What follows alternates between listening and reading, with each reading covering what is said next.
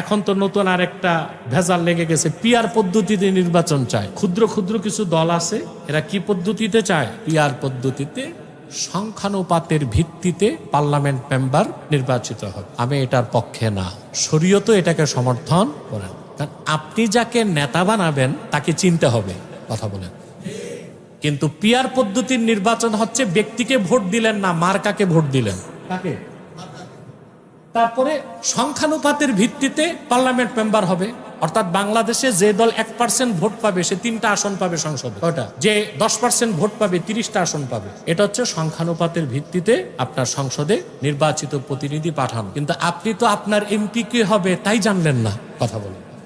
তো পরবর্তীতে দেখা গেল সংখ্যানুপাতের ভিত্তিতে নির্বাচন হয়ে গেল, আপনার এলাকার ভাগে পড়লো এমন এক এমপি যে মাদারজাত চোর। কি করবেন? কি থাকবে? আমি কিন্তু গালি দেই নাই। মাদারজাত চোর মানে জন্মসূত্রে চোর, মানে ওর বাপও চোর ছিল, ও কি চোর, কিছু করার থাকবে?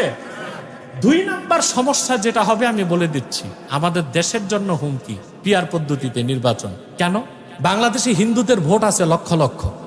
এই হিন্দুরা, হিন্দু বৌদ্ধ খ্রিস্টান ঐক্য পরিষদ যদি পিআর পদ্ধতিতে নির্বাচনে অংশগ্রহণ করে, তা তারা সংখ্যানুপাতের ভিত্তিতে জাতীয় সংসদে অসংখ্য আসন পেয়ে যাবে। বাংলাদেশে যে পার্বত্য চট্টগ্রামে আছে উপজাতি, তারা দীর্ঘদিনের দাবি তাদেরকে আদিবাসী স্বীকৃতি দিতে হবে। আমরা বলি আদিবাসী না, তারা উপজাতি।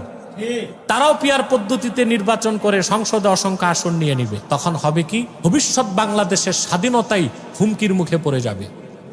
যে সরকার হবে, সরকার যে হবে সে হবে একটা প্যারালাইজড গভর্নমেন্ট, আর দেশ হবে একটা প্যারালাইজড স্টেট। পশ্চিমারা এটাই চায় যে আমাদের দেশটাও দুর্বল থাক, সরকার যে হবে সেও দুর্বল থাক, তখন যা খুশি তা চাপায় দেওয়া যাবে। অথবা আপনাদের এখন চিন্তা করা উচিত, 2-4টা সিট আর আসনের জন্য যারা পিআর করে দেশ গরম করতেছেন, নিজেদের স্বার্থ দেখলেন, দেশের স্বার্থ দেখবেন না, এটা বড় একটা ভুল কাজ হয়ে যাবে। মোটের উপর আমি যেটা বলবো, পশ্চিমাদের কোনো আদর্শ অনুসরণ করা মুসলমানদের সুযোগ নাই। কারণ শরীয়তের বিধান হচ্ছে কাফের মুশরিক বেঈমানদের সাদৃশ্য রেখে কিছু করা যাবে না, বরং তাদের সাদৃশ্য হয় এমন কাজে বিরোধিতা করতে হবে। কি করতে হবে? বিরোধিতা করতে হবে। আজকে দেখতেছেন নিউ ইয়র্কে মেয়র পদপ্রার্থী একজন মুসলিম নামধারী মামদানি, কিন্তু এই কোনো খাঁটি মুসলমানও না, নামটা শুধু মুসলমানের। আমেরিকাতে কথা উঠতেছে যে এই লোক তো মেয়র হইলে খেলাফত কায়েম করবে, যে লোক নামাজ পড়ে না, একত্র ইসলামের মৌলিক বিশ্বাস নাই, শুধু নামটা মুসলিম, বলতেছে সে যদি ক্ষমতায় যায় খেলাফত কায়েম করে ফেলবে নিউ ইয়র্কে।